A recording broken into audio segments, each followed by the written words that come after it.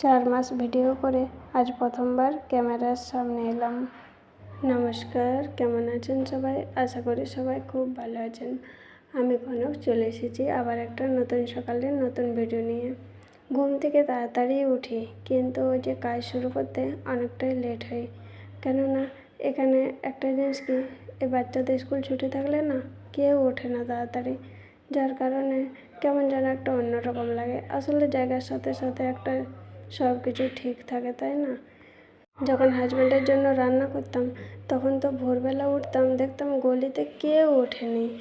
যাতে সবাই উঠতো ততক্ষণে আমার কাজ প্রায় হয়ে যেত, কিন্তু এখন অলসতার কারণে কাজটাও লেট করেই করি।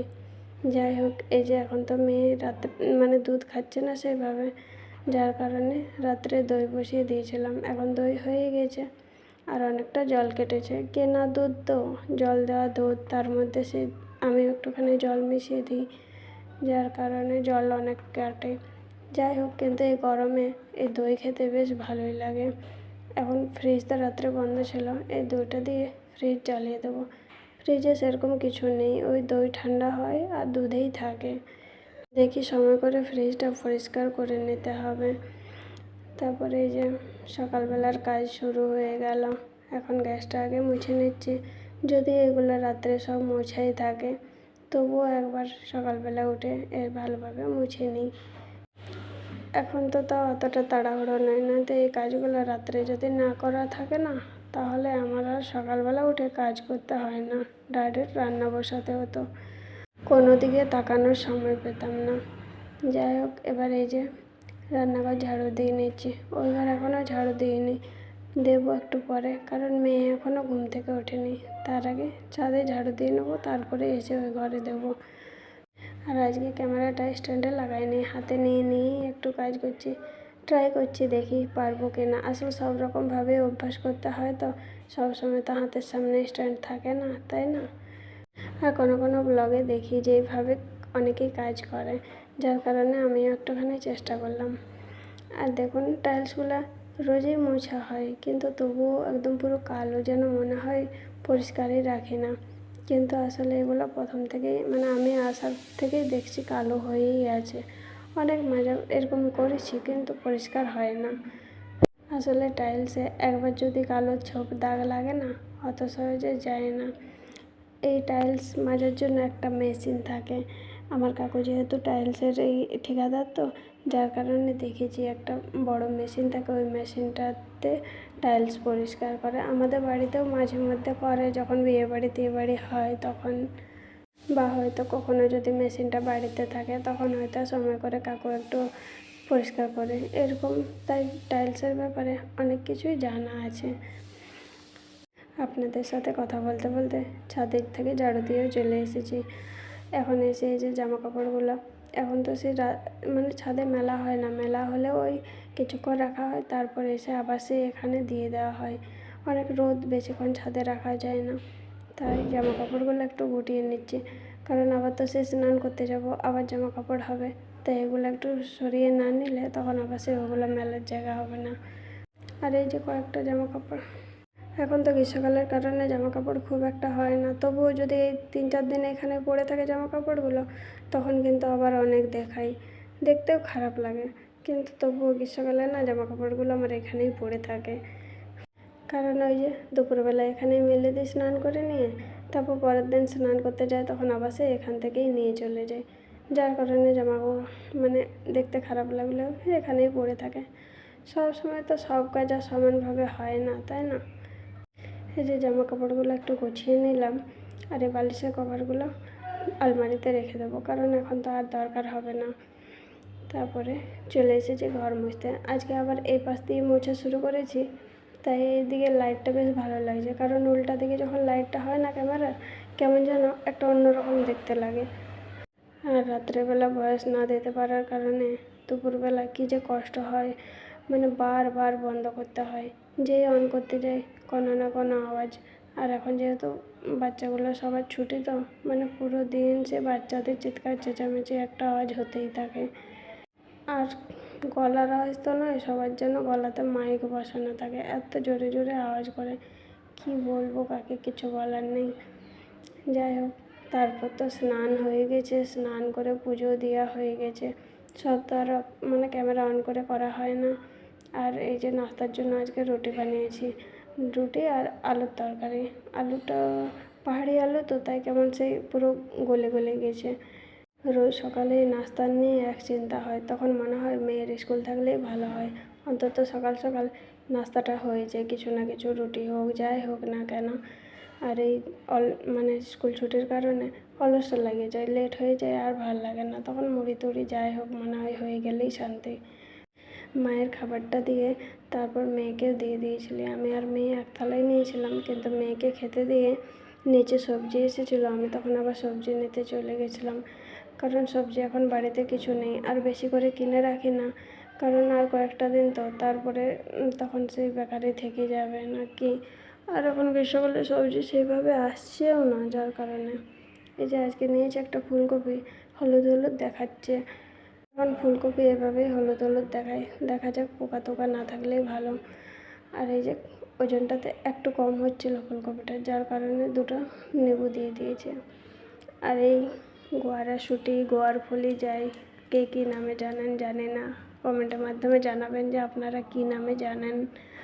আমাদের বাড়িতে ওদিকে তো গোয়ারাশুঁটি বলতো, এখানে আবার গোয়ারফলি বলে। যাই হোক, আর এই যে একটু কচু নিয়েছি। আজকে বৃহস্পতিবার, নিরামিষ রান্না কি করব বুঝে পাই না। নিরামিষ রান্নার দিন যেন বেশি একটু মনে হয় কি রান্না করি, তাই কচু নিলাম। এই কচুটাই আজকে রান্না করব, ফুলকপিটা থাক, কারণ এখন আর ফুলকপি একটু মশলা না দিলে ভালো লাগবে না, পেঁয়াজ টেঁয়াজ, তাই কালকে তখন রান্না করব। লেবুটা দেখে আমি ভাবলাম পচা ওঠে, কিন্তু না, ঠিকই আছে, শক্তই ওঠে। আর এই লঙ্কাগুলো এরকমই নিয়েছি, কারণ এখন লঙ্কা সস্তা তো, 40 টাকা কিলো, এবার 250 নিতে গেলেও অনেকটা হয়ে যাবে, যার কারণে এরকমই নিলাম, যে কয়েকটা দিন এগুলাতে চলে যাবে। আর এই যে কিছুটা শুঁটি ভেজে নিয়েছি, আর কিছুটা সিদ্ধ রেখে দিয়েছি, ওটা কালকে ভাজা করব। আর এই যে কচুগুলো আগে কুকারে সিদ্ধ করে নিয়েছি, কারণ এখন তো সে মানে একটু সমস্যা হচ্ছে গ্যাসের, যার কারণে এরকম কড়াইয়ে যদি ডাইরেক্ট রান্না বসায় তখন অনেকটা সময় লাগবে, যার কারণে ভাবলাম একটু কুকারে আগে সিদ্ধ করে দিই, তাহলে তাড়াতাড়ি হয়ে যাবে। আর কচু মানেই হচ্ছে যত সেদ্ধ হয় তত খেতে ভালো লাগে, তাই না? আর এই যে তারপরে এদিকে কচুর ঝোলও বসিয়ে দিয়েছি। আজকে তো ডাল বানাইনি, কারণ নিরামিষ দিনে না আমার বাবার বাড়িতে মসুর ডাল খাই, কিন্তু আমার শ্বশুর বাড়িতে আবার মসুর ডাল খায় না, যার কারণে বুঝে পায় না কি করব, তখন চেষ্টা করি সেই দিনটা ডাল না বানার। এই যে রান্না আমার প্রায় হয়ে গেছে, কচু তো সেদ্ধ রয়েছে, বেশি সময় লাগবে না। আর শুঁটি ভাজা করেছি। তারপর কিছুক্ষণ বসেছিলাম বলতে ফোনের কাজ করছিলাম, যার কারণে চশমাটা পরেছিলাম। এখন থালা বাসনগুলো ধুয়ে নিচ্ছি। আর আজকে থালা বাসন একটু বেশি হয়েছে বলতে কড়াই আর কুকার যদি থাকে তাহলেই মনে হয় যেন অনেক থালা বাসন। কুকারটা ভাত রান্না করার পর ওই যেহেতু কচু সিদ্ধ করেছিলাম তার কারণে খালি হয়ে গেছে, তাই মেজে রেখে দিচ্ছি। আজকে এক টাইমারে ভাত বানিয়েছি, দেখি রাত্রে তখন কিছু বানাতে হবে, আলু সিদ্ধ, ভাত হোক, যাই কিছু হোক বানালেই হবে তখন। আর এই দেখুন, একটু যদি দরজা খোলা থাকে না, কেমন যেন লাইটটা আসে, পুরো খারাপ করে দেয়। এক তো ভিডিওর সমস্যা হয়, দ্বিতীয়ত ভয়েস দিতে গেলে যত গাড়িগুলো যেন সেই টাইমেই আসে। যাই হোক, আপনাদের কাছে অনুরোধ করব একটু মানিয়ে গুছিয়ে দেখে নেবেন। রান্নাঘরের কাজ বলতে সবথেকে বড় কাজ হচ্ছে থালা বাসন মাজা। আমার থালা বাসন মাজা ধোয়াটাই যেন সবথেকে বড় লাগে, রান্না করাটা কষ্ট লাগে না, সবথেকে কষ্ট লাগে থালা বাসন মাজাটা। থালা বাসন মাজা ধোয়া হয়ে গেছে, এবার গ্যাসটা পরিষ্কার করে নেবার পালা। এগুলো তো রোজকার কাজ, নতুন করে আর কি বলবো। নিজের দুটো জিনিস, সেই দুটো জিনিস যদি পরিষ্কার থাকে না তাহলে মনটাও ভালো লাগে, তাই না? আমার বাবা ছোটোর থেকে একটা কথা বলতো, বেশি জামা কাপড়ের দরকার নেই, যদি দুটো জামা কাপড় থাকে, ছেঁড়া থাকে, কিন্তু তবুও সেই জামা কাপড়গুলো যদি পরিষ্কার থাকে তাহলে সেটাই জানবি অনেক। কারণ ছেঁড়া হোক তবুও পরিষ্কার পরিচ্ছন্ন রাখো, সেরকম জিনিস বেশি না থাক না কেন, যদি ওই দুটো জিনিস থাকে, সেই দুটো জিনিসে যদি একটু পরিষ্কার করে নেওয়া হয় তাহলে দেখবেন সেই গোটা জিনিসেই ঘরটা ভালো লাগে, আর নিজের মনটাও ভালো লাগে যখন সব জিনিস পরিষ্কার পরিচ্ছন্ন থাকে।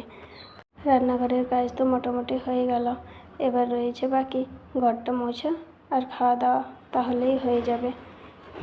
আর এই রান্নাঘরটার একটা অসুবিধা হয় যে নিচের ড্রয়ারগুলো কাঠের, যার কারণে না কেমন যেন একটা বর্ষাকালে খুবই অসুবিধা হয়। নিচের ড্রয়ারগুলো যদি পাথর দিয়ে বানানো হতো বেশ ভালো হতো। যাই হোক, রান্নাঘরের কাজ তো এখনের মতো হয়ে গেল। এবার রান্নাঘরের তো কাজ হয়েছিল, তারপর খাওয়া দাওয়াও করে নিয়েছি, তখন আর ভিডিও অন করিনি। ছাদে এসেছি, আজকে আবহাওয়াটা বেশ সুন্দর বাতাস দিচ্ছে দেখুন। আর আমার মেয়ে তো দিন দিন এত পাকা মেয়ে হয়ে যাচ্ছে যে বলার কিছুই না।